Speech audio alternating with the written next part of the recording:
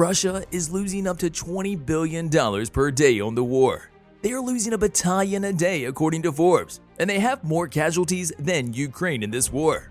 Don't swipe or click away, because here is how much money Russia lost in Ukraine. Every day that Russia remains in the war, they are expending around $1 billion on the war. The Russian reserves are depleting quickly as the war rages on, a fact which is made worse by the freezing of Russian assets in Western countries. It's said that the Russian ruble has dropped 17% since the start of the war, and the increased price of oil has not made this better. Decreased exports of Russian goods have placed the ruble in a difficult position. Foreign reserves are of paramount importance for the country because they offer stability. They act as a retainer of value, while the Russian ruble is dropping. However, preventing Russia from accessing its foreign reserves has proven beneficial to the West, since the Russian government can't start buying up its own currency and prop up the price. However, because the West is super reliant on Russian oil and gas, which is exclusively bought up in Russian rubles, they are able to control this drop in their national currency. According to NBC, the $284 billion or more in frozen assets is nearly half of the $585 billion that Russia had stockpiled, the latest data that was available on where the bank stores its money.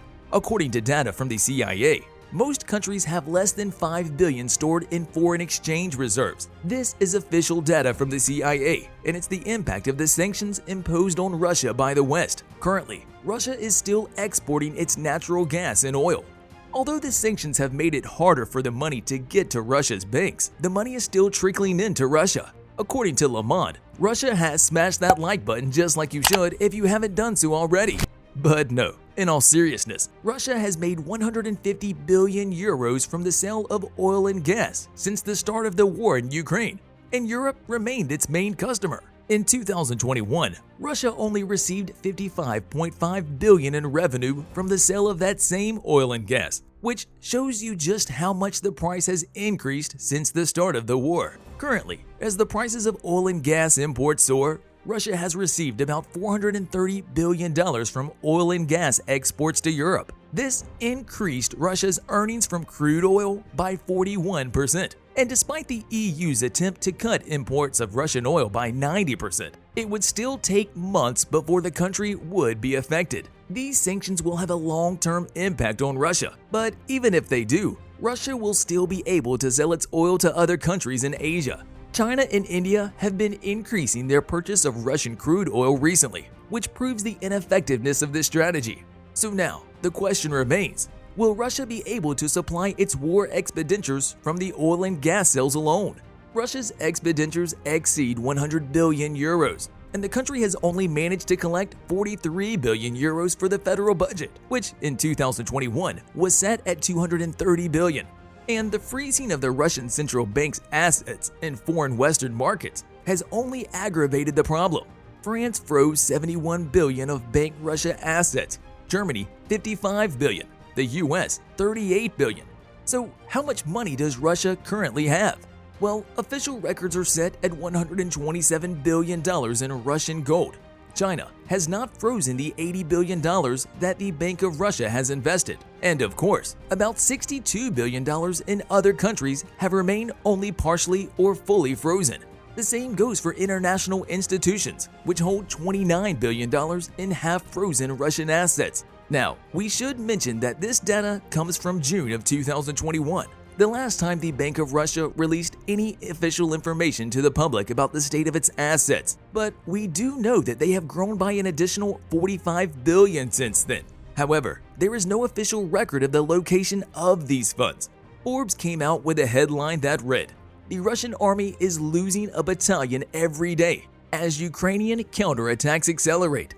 So Russia is not only losing a lot of money to supply the war, but they are also losing a lot of its assets. Tanks, military vehicles, jets, and many other military types of equipment are being slowly destroyed, and the government is losing about $20 billion in a day. According to some estimates, more conservative estimates assume that Russia is losing between $5 and $9 billion per day. For example, each Russian missile is costing 1 million euros each, and each Russian tank is said to cost $1 million each. However, successes like the sinking of the Moscow warship, worth $700 million, are leaving a big dent in their military budget. So it is not just Ukraine that's losing a lot in this battle. Ukraine has incurred between 200 and 300 billion in infrastructure damage, but they are also spending only 10 billion per month to keep the Russians out of their territory. Now, compare that to Russia's 10 billion in a single day. Sure, the country is much bigger and it has much more revenue than Russia, but they are winning on the battlefield and they are spending 30 times less than Russia. To make matters worse, Russia is going to face dire consequences after this war ends. The sanctions that were imposed on the country had already wiped out the country's economic growth over the past 20 years. There is a record high 17.1% inflation in the country as of May of this year. Car sales are down 83.5%, and the official forecasters think that the Russian GDP will fall by 8%. However, unofficial forecasts say that this fall will be more attuned to 30%. And of course, these are not the only losses that Russia is incurring. We cannot forget about the human death, suffering, and fear that the Ukrainians had to deal with. According to Reuters, Ukraine measured 5,587 civilians killed, and about 7,890 more were injured. And they are assuming that the actual numbers are much higher. In August of this year, Ukraine's General of the Armed Forces said that they have lost 9,000 military personnel since the start of the war, and currently, that number is up to 10,000 people.